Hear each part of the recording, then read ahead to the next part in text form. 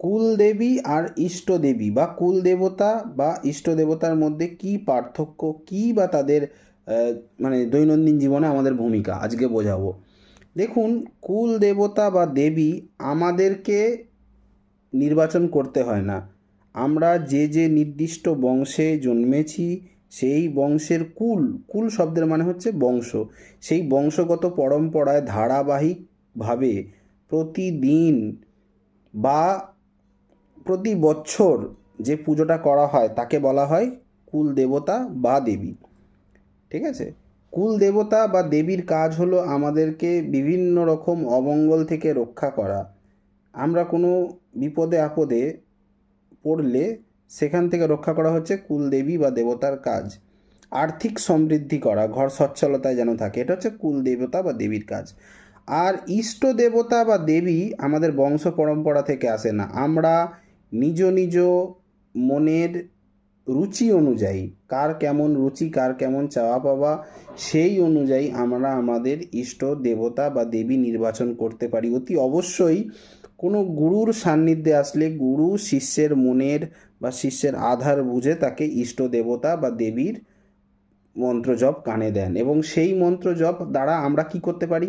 ইষ্ট দেবতা কেন প্রয়োজন হয়? আমাদের মানসিক শান্তি, আমাদের মানসিক বা আমাদের আত্মার উন্নতি, আমাদের মোক্ষ লাভের পথে এগিয়ে যেতে আমাদের ইষ্ট দেবী বা ইষ্ট দেবতা সহায়তা করে। কিন্তু সনাতনী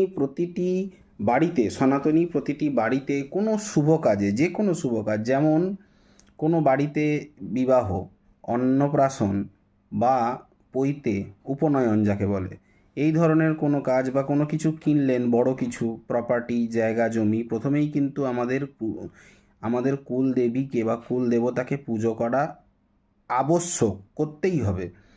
তারপরে মানে দিনটা যখন আমরা যে কোনো দিনে আমরা যে ঘুম থেকে উঠি, প্রথমে বিছানায় বসে আমরা কুল দেবতা বা দেবীকে স্মরণ করব। তারপর আমাদের যে সময় আছে সেই সময় আমার ইষ্টদেবীর জপ বা ইষ্টদেবীর বীজ মন্ত্র অনুযায়ী চান্টিং করব, যতটা গুরু বলে দেবে সেই অনুযায়ী।